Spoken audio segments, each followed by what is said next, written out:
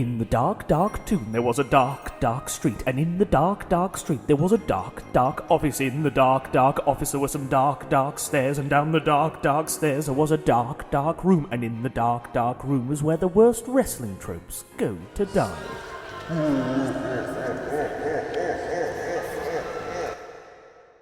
Hello there, I'm Ross Tweddell from Cultaholic, and welcome to the latest thrilling instalment of Straight to Hell, the show where my illustrious guest offers up a list of their pet peeves from the world of professional wrestling, and then all of them will go down to hell from now on, because me deciding that, it was a load of bollocks, wasn't it? So we're scrapping it. Joining me today is Jack the Jobber of Cultaholic fame. Jack, are you ready for some fun? I'm ready for some excellent fun. The problem is that I think my very first one you might disagree with, so the format's immediately just... Well, no, who cares? It's okay. what I think the most interesting thing is seeing what people want to go down, not necessarily what I think should go down or not, because gatekeeping, it's a load of bollocks in it. Fair. But as we all know, we start these Straight to Hells with a bit of back and forth, a few random questions.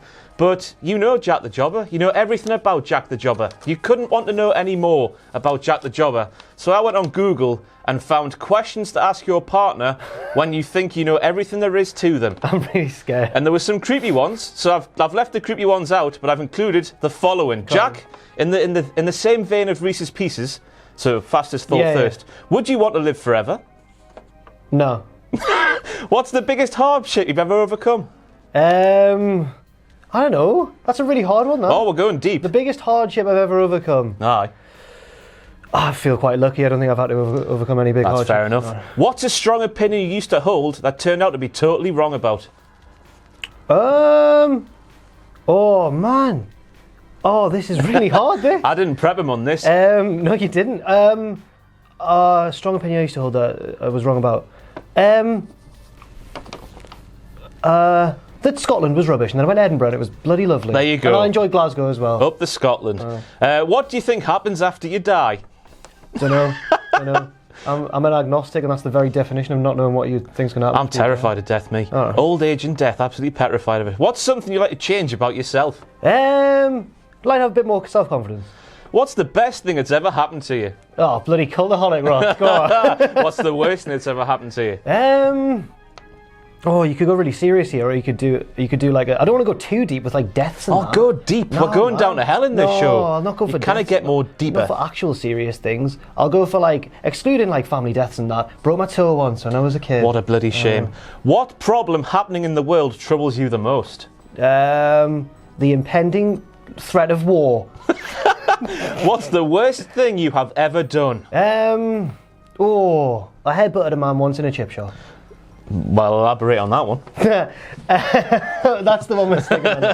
It was after a night out, and my girlfriend at the time, we were both drunk, we'd been on a night out, and he came over and put his arm around her and that, and I didn't want to be that guy. I didn't want to be the you talking to more. I didn't want to be like that. And I thought, you know what, she might know him. She's from the area. Maybe she knows this lad. And then she was pulling to get away from his arm, and he let go of her, and she hit like a pillar in the room. And I went over and like started arguing with him. And then me and her went down the other end of the counter away from him and the commotion and his pals. And then as I turned back round to see what was going on, he was there in my face and he punched me between the eyes. Oh, and I panicked and nutted him and he fell over. And I felt like a monster. I was really... But, I mean, not on pure hard me. Aye, and Simone? I believe, because I was so drunk and so shocked at myself, I think I cried in the taxi home. Oh, that's fair enough. I bet it hurt. If you nut someone hard, it hurts, I imagine. I've never done it myself. I hope he was all right. He was getting up as we left. We got kicked out of the shop. Yeah, that's understandable. Yeah, of course. I don't know how this one will go. It was self-defence. Yeah. I didn't assault him. For all the lawyers watching. What don't you want me to know about you? My deepest fears, I feel like you'd exploit them. All right, well, I wouldn't do that. All right. What's the longest hour of your life before the one that's just about to happen now? Waiting one of the 24 I spent in Tokyo Airport with Sam when we missed our flight back from Japan. What is the best day of your life? I think that's still to come, isn't it? Marriage, kids, and that. All that stuff. Wow! And when's the last time you cried? Chip shop. Chip shop. Taxi home from the chip. No, it was more recent than that, probably. I can't think. Let's go with that. And who's your favourite wrestler? Ever? Oh, Triple H from There you go. Yeah. We know everything there is to know about Jack the Jobber. Let's start with these straight to hell things. You know how it works by now. Jack will suggest 5 things from the world of professional wrestling that he wants to send down straight to hell, and we'll have a bloody great hoot about each and every one of them. Jack, what's your first thing you're sent to hell? The woo. The woo. The woo. The woo. Just, yeah. Why? Right. So, Ric Flair, fine. He pioneered it in wrestling. He was brilliant at it. It fit his heel character and everything. Charlotte, I don't know if it fits her as well. She's a more composed and poised heel. I don't know if she should be losing her mind and But going, it's woo! a daddy. Yeah, that makes sense. Charlotte can have it as well. But we've been fortunate enough in our line of work to go over to America for quite a few shows. And in the concourse, before every show... One guy will do it. And then everyone will do it. And then everyone does it. And that's to me, that's not a very British thing. When we're filing into a football match or whatever, there's a buzz in the air, there's an atmosphere, but there's not such an outburst of joy as woo. Well, it's just like when I go to a Newcastle match, someone goes, "Hey, London, hey," and everyone else joins in. Yeah, that's Sunderland will have something similar. Yeah, we do, but that's a chant though. That's not the woo is a very piercing noise. You've got your own take on it, which is equally as piercing as the normal one. Yeah. You did that quite a lot in Dallas, I remember. That was if you want to know what that is, it's a quick ow! Yeah, that's a good one. That's good. Sorry, headphone users. Sam liked it. Sam liked you doing that. He was fueled by it. Yeah, well, I was delirious in that taxi on the way to whatever stadium it was, AT&T Stadium, just doing that endlessly in the back seat. The taxi driver had a great time. But you know what? If someone's chopping the life out of someone at a wrestling show, then fair enough. Everyone throws some woos in. But generally, I don't think we should do it as fans, especially before the show when everyone's just trying to get their bearings, get a beer, get a hot dog or whatever, and you just hear the loudness. So it's just specifically the fans that gets your goat. Like, I admire the Americans for their how just open they are about everything, and they're much better than us. We repress a lot of our emotions and that, but there's a line, and I don't like the woo. So is it the worst one out of the pecking order if too sweet me, bro? That's fine. Yeah, that's the one that gets me. I'm Not fine. necessarily the actual motion of doing it, just the too sweet me, bro. Yeah, go on, cool. I'm fine with that one because I'm dead indie, so I love that. But what other ones are there? There's woo. There's specifically around a wrestling show, not in the arena itself. People do.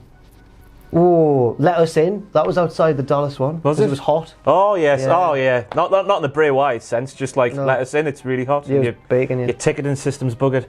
Where am I going to go with this discussion? I think we've said all we need to say. And I like Ric Flair as well. It's nothing to do with him. I was initially really against Charlotte doing it though. Were you? Yeah. Just because step out your father's shadow. I know, but be your own person. I think she's allowed to keep it now. She has stepped out. Oh, she has definitely now. But I mean, back in the day, I didn't really. This week's NXT is where Satya, where she went back to NXT to confront Rhea Ripley and Bianca Belair. She was like, "Give me a woo! Oh, there's nothing like an NXT woo," which was the same as every other piss and woo. But I get it. Yeah, certain chants get on your goat, don't they? So there you go. The woo chant has gone to hell. I agree with it though, just for what it's worth. Yeah. I thought you would disagree because you love doing it. It's not that one I love doing. I love doing the ow! It's a different noise altogether. It's just delightful.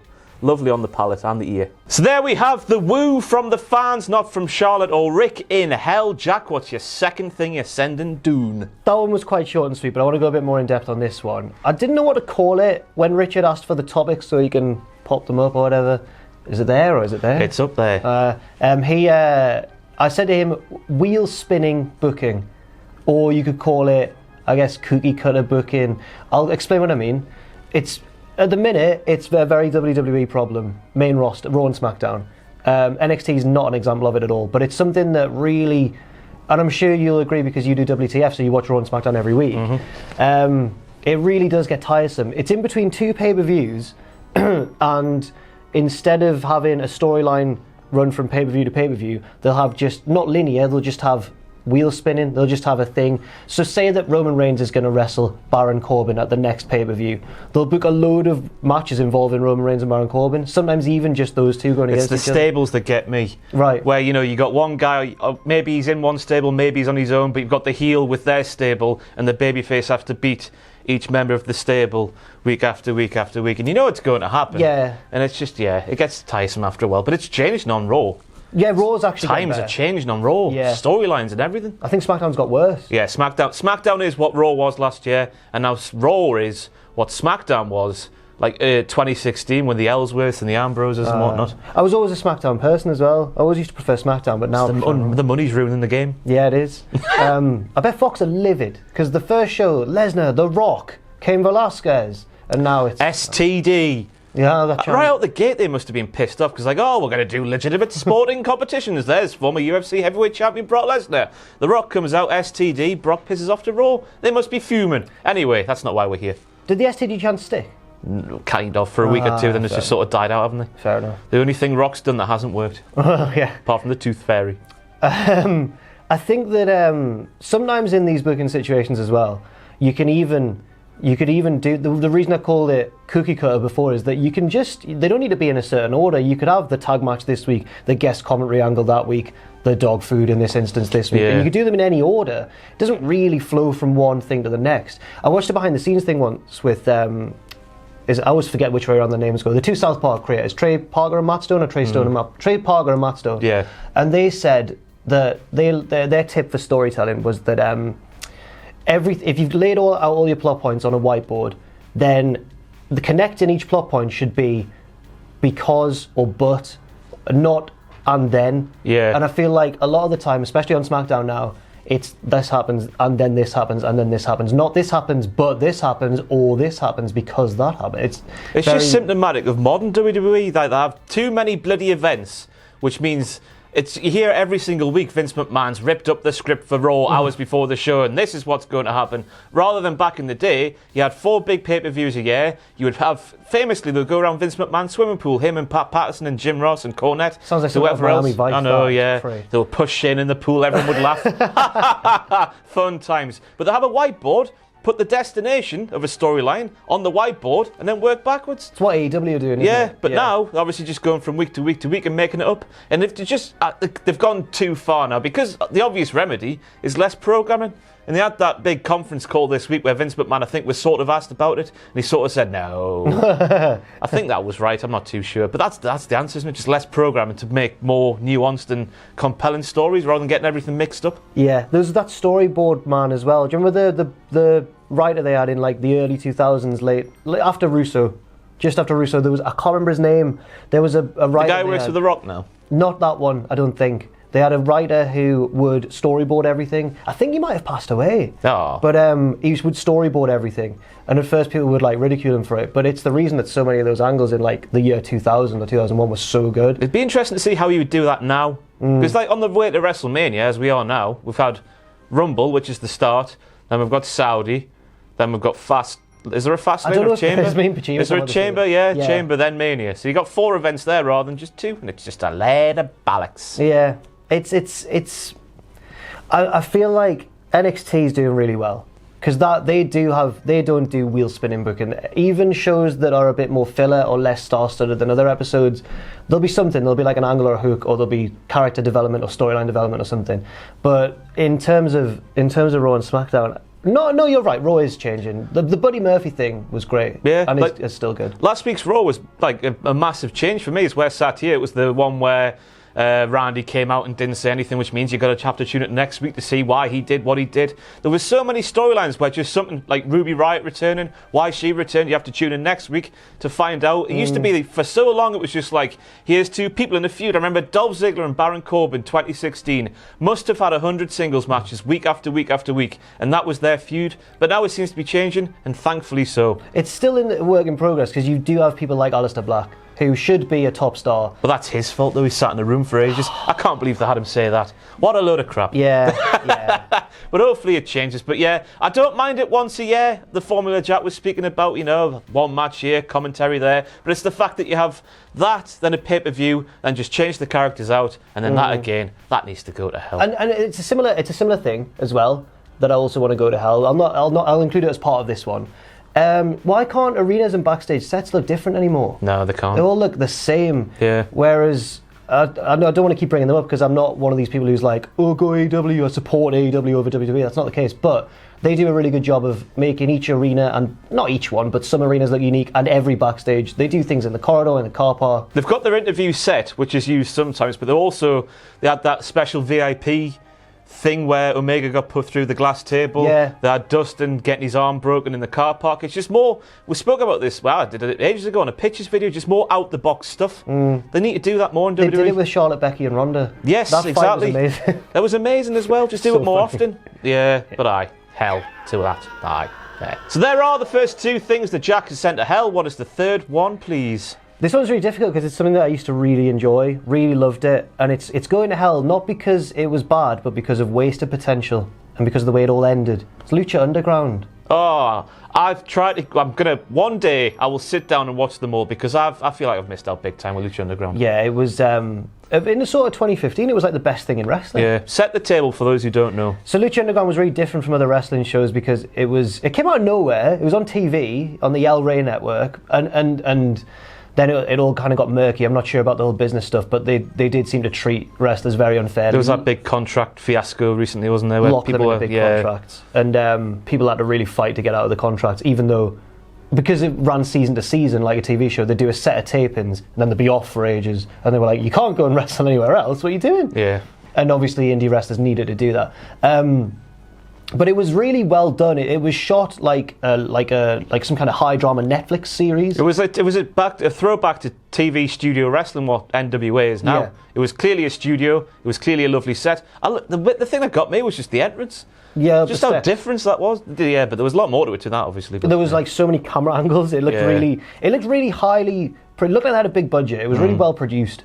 And then the stories were like a bit silly and a bit outlandish. You'd have characters getting killed off sometimes and everything. That's one of the main things I remember watching was it Luchasaurus who got his head cut off? Oh, it might have been. By this point I'd stopped watching. Yeah, when he was called something else I've completely forgotten, but he got his head cut off and that's how he got killed off the show. People are just desperate to get killed off to get out of the contract. But it had really good matches and it brought attention to a lot of wrestlers who are now big names in...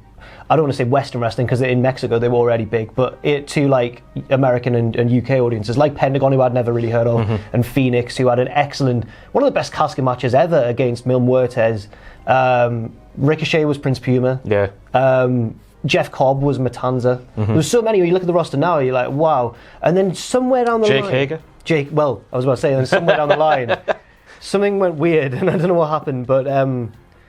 I remember the final season, or the final like Ultima Lucha was the big end of season pay-per-view equivalent, and there was maybe it was the last ever one. Everything went crazy and loads of weird stuff happened, and the last champion, and currently still, unless it's defunct, the Lucha Underground champion is Big J, and that didn't really fit the theme. And I remember at the time thinking Lucha Underground could be massive, it could be huge. It was so different, but it wasn't too different that it was silly. It was silly in parts, but it was its own universe, so it all worked. Yeah. Looking how just everything was contained in that arena. You had the managers, was he called? Dario Cueto. His office. Richard Tubman is a big fan. I know, he was just speaking about him outside just there. Here in 2020, Richard Tubman still harps on about this man. I would have his office right next to the ring or something, and someone would take a bump on top of his office and he'd come out and just shake his fist. There was one where he was sat there behind his desk with papers everywhere, like, what? He was an actor, not a wrestler. He had no connection to wrestling, I don't think. But sometimes that works, as we saw with the guy who married Lana and Bobby. He was fantastic in his role, I thought, and he was just an actor. And the reason I'm sending it to hell is because it had all the potential in the world. It's like Ravel Morrison, the footballer. Like, you remember how good he was? He was at Man United. Then he went to West Ham. Then he went to Lazio. People were saying he's the Sheffield best talent United. they've ever seen. He scored that goal with his heel at England training or whatever it was. Now he's at Middlesbrough.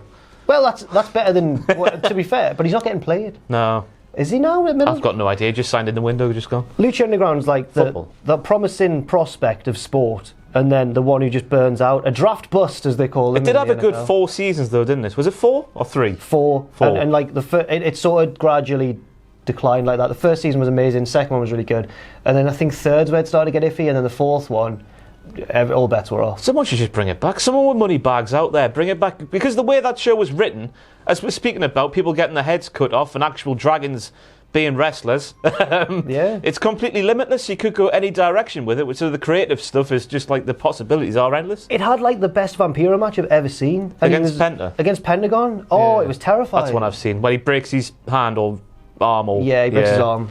And then it's revealed at the end that he was his master all along. Star Wars, isn't it? It was silly, and you can't watch it in the same way you'd watch Raw or even AEW because it's too cartoonish and like it's like a comic mixed with wrestling. But I thought it was brilliant. It's definitely something that's not... And it got squandered. It's not utilised in wrestling today. There's a gap in the market for silly bollocks like that, which we should... It's not...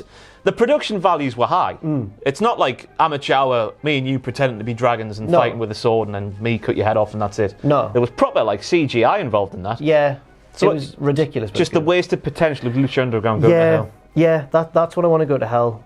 I thought it was going to be like the saviour of it. I was like, oh, this is amazing. And then it didn't. And I feel like wrestling is often slightly behind the times. So you know how grunge was big in the early 90s and it took wrestling a little while to catch up. ECW, and then Vince was like, oh, that sounds gnarly. WWE. That's what Vince said.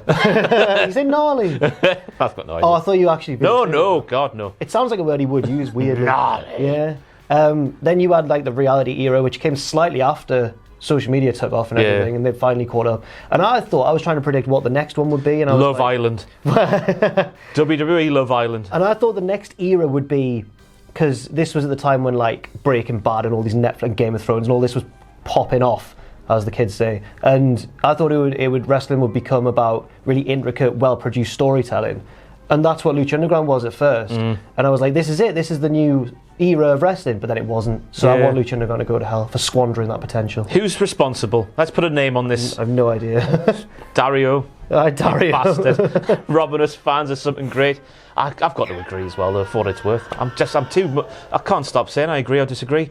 No, doesn't matter what I think. Fine. Let's move on. It's in hell. On to number 4 we go. Jack, what's your 4th offering and why? Right, this one might annoy a few people, and I don't want to ruffle any feathers, right? So this isn't aimed at any one person in particular. But my 4th one is the relationship between wrestlers and fans. And it's the fault of both Who hit sets.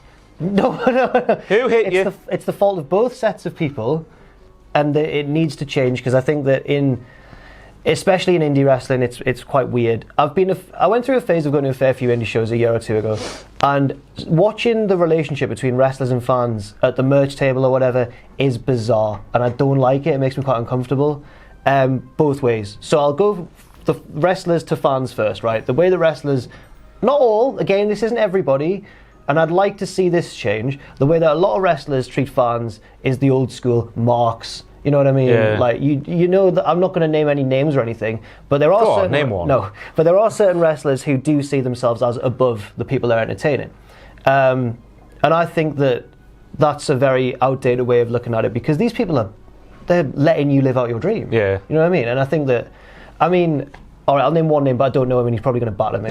It's good. But you seen that recent thing where Bill Eaver in Progress lobbed a wrestler into the crowd, yes, and then started going off on fans like snowflakes and all that? I don't go to a wrestling show to get a wrestler chucked at me. Unless it was Spike Dudley in ECW, because that's cool. But I was like, it wasn't so much the fact he did it. Everyone makes mistakes and everything, but it was his attitude afterwards, right? As if he was blaming the fans, and then certain wrestlers would jump in and support him, and I was thinking, oh, everyone. Like, well, it's the boys, innit? Got to stick up for the boys. Right, and I don't mind the idea of wrestling being a little brotherhood, or sisterhood as well. There's women obviously involved as well, but I don't mind the idea of wrestling being a collective and a little club and a group, and everyone's got their own little in-jokes and everything. That's great for camaraderie and stuff. It's like being on a sports team or whatever. But I don't like when that manifests itself in bitterness or anger towards the fans, or just even being like, they're really uncool because they're wrestling fans. Well, yeah, but you're wrestlers. With their fans you're as well, just as uncool, yeah. They're fans who took their fandom and made it into their profession. Right, and again, this isn't a universal thing. Not every single wrestler's like this. In fact, most of them these days, it's probably fading away because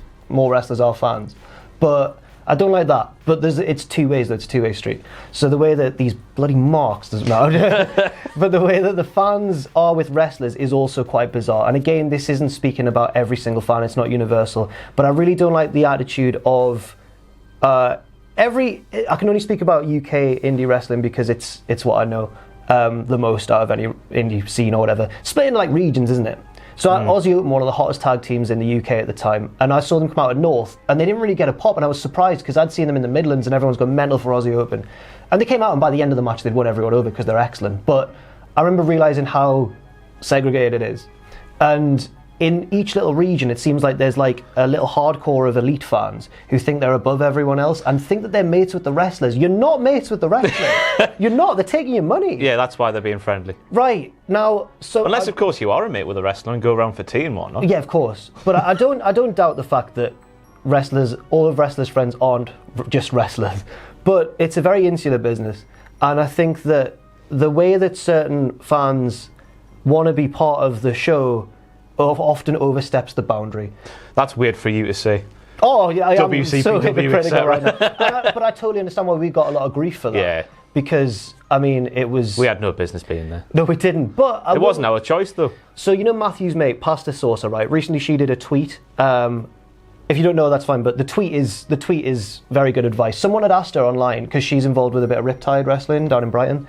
And someone asked her, I really want to be in the wrestling business. How do I get into it? And she said something which I thought was excellent advice and an excellent argument, which was, don't just go into the wrestling business and say, I'll do whatever because I love wrestling. Because you'll be exploited and you'll be putting up the ring and taking it down, and you won't really do anything creative or fulfilling. Go and develop a skill which you can use in fields outside of wrestling, and then if you want a job in wrestling, pursue a job in wrestling, become like anything. It could be like any aspect of a wrestling show. Go and develop your skills in whatever it is that you want to do, but don't base it on getting into wrestling. Do it for you and potential career paths. And if one of them turns out to be wrestling, then go for it. Yeah. But it's the way that there's certain little pockets of fans everywhere who seem to think that they're in with the boys and that, and girls, and they're just not. Like, you're consumers, and it's weird. In fairness, some wrestlers are really kind towards fans and are really good at bridging that gap, and that's maybe something that will happen in the future. Chris Brooks is a fantastic example, and all those lads, because they do make their fans feel like part of a little family, and that's wonderful. But at the same time, just the way I've heard some people go on, man, you'd think that they're like backstage, like planning matches and that with people, and they're just not. You're a fan, and that's there's no shame in that. But yeah, I've got a bit of a rant there. Yeah, sorry. no, that's fine. It makes for good content, doesn't it? I don't know about you. I'm going to get so much hate on for this. No, I think it's a valid point, because when WCPW started and I went backstage for the first time, I was intimidated. Oh yeah, of course. Because like you feel like a fish out of water. You shouldn't be there. All the wrestlers know each other. They're all like, some of them were turning their backs, but some of them are lovely. It's a weird one, isn't it? Because there is a definite line between in and out of the ring. And there's, I don't know, it's a hard one to discuss this. You've picked a whopper here. I know.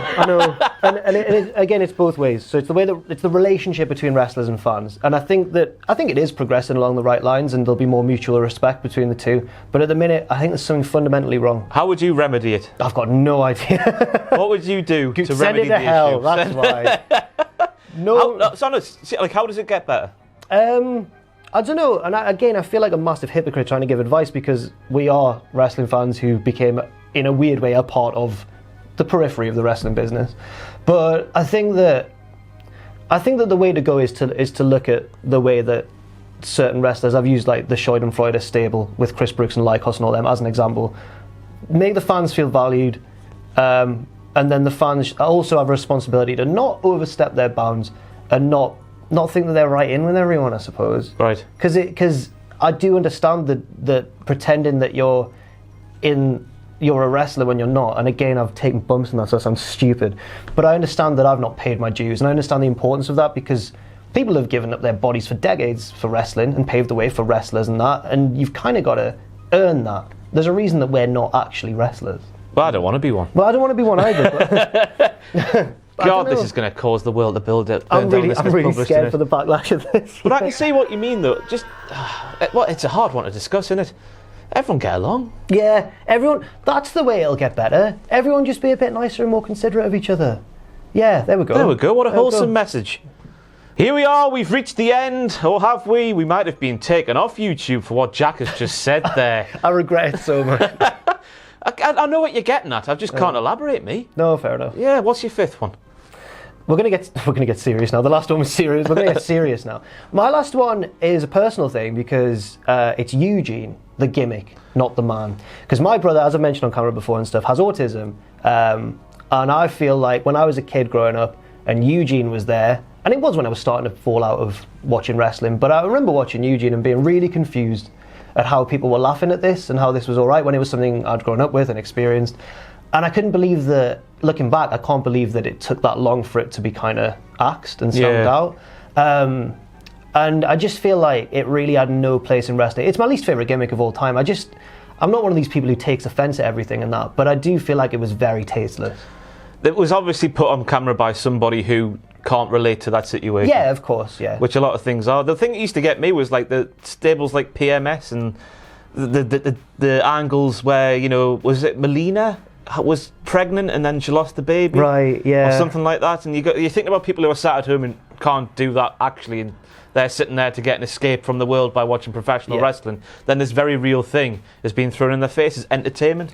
It's a weird thing because wrestling, we want these compelling storylines, and obviously people compare wrestling to soaps. And soaps, I think there's a thing on Coronation Street right now about domestic abuse, and a lot of people are saying it's too on the nose and too much, but some might say that soaps are highlighting the issue so on the nose, so it gets out there.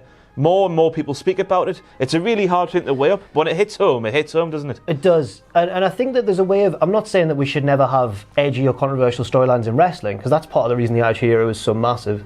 But it needs to be handled well. And I wouldn't mind a storyline that featured something that potentially might offend a lot of people, but only if it was handled well and tastefully, and then it ended in a satisfying way. Did I say Melina? Yeah, you did, yeah. Terry Runnels. Yeah, I was very confused. Yeah, Marlena. I can't remember that. I just kept quiet. But yeah, I mean, obviously everyone's got their own things. Mine is Eugene because of my family and stuff. But everyone's got their own thing that they'll watch and be like, ooh, that's too... I don't like that. That's something that I feel quite strongly about. And that's always going to happen and everything. And I'm not saying that it should make everything too safe and everything. There's a balance. But I do think that if you're going to do a storyline that's controversial like that, at least handle it well. Don't make a joke out of it. Because Eugene, I know that he was like meant to be a savant and he was really good at wrestling when he focused and stuff, but he was laughed at for a lot of it. It was a comedy character. Yeah, he was. It was a real life thing that they could have gone one way with. Well, you know, he's overcoming all these obstacles. Maybe he couldn't, but they went the funny route, and he's different. Like Muhammad Hassan, it started off with him trying to prove people wrong and say, you're prejudiced. I'm not, you know. But then he was. So it's like, well... Then the terrorists got involved. I don't know if it's Nick Dinsmore's fault himself. I don't know if he likes that gimmick or not. I don't know who invented it. I know that before Eugene, he was like an amateur wrestler style. I think it's Jim Cornette who always speaks about when they had him in OVW. He's one of the top wrestlers there. Yeah. And then they gave him that gimmick and it all went a bit pear-shaped. Bloody hell, what a heavy one to end on. Again, I think it shouldn't be just Eugene, the gimmick of Eugene. I think it should be... Well, no, this is your straight to hell, isn't it? This is what you want to send down to hell, yeah? Yeah, I'll keep it narrow then, just him. But no, in a more general sense, it's the weird balance of like the compelling storyline and tackling real life issues in a certain way, isn't it? In a more general sense. I remember a specific one as well where Evolution are backstage kind of mocking him or kind of pretending to be his friend, and then he goes away and they're all like, heh heh heh. And I was like, Triple H is my favourite wrestler at the time, so I was like, that's my favourite wrestler and he's doing that. And I know that Triple H has been fantastic with like people with disabilities since, like, or maybe before that even. So I don't know how comfortable the people involved. Was that not him trying to get the old heel Heatington back in that day? Was it 2003, 2004? It was during his Run of Doom or whatever. It's Reign of Terror. Reign of Terror. Run of Doom. But yeah, I wonder how comfortable people were with it, and I wonder who was the driving force behind it, really. But the gimmick itself, we know, don't we? I want to send it to hell. No, I don't want to. I don't want to say who it could have been. But there we have it. Are you done? Are you happy with that discussion? Yeah. Anything else to say? No. So there we have it. Those are Jack the Jobber's 5 things he would send straight down to hell, and who are we to disagree? Let us know what you think in the comments below. What would you send down to hell, Jack? Anything to plug down that camera over there? I'm wearing a Grapple t-shirt. Check out Grapple Clothing. Check out Clotheslined as well. 2 clothing brands. Fair enough. They're the ones. So that was it for Jack Straight to Hell. Join us next time for another thrilling instalment of Straight to Hell. Wave to the camera, Jack. Which one? Either one. The middle one. I don't know what I'm doing. Bye. Thanks for watching. Let us know what you think in the comments below. You can follow us on Twitter at Cultaholic. You can find us on Facebook at facebook.com/Cultaholic. And if you enjoy what we do here at Cultaholic, you can play us to our Patreon page, patreon.com/Cultaholic. Hit subscribe and join us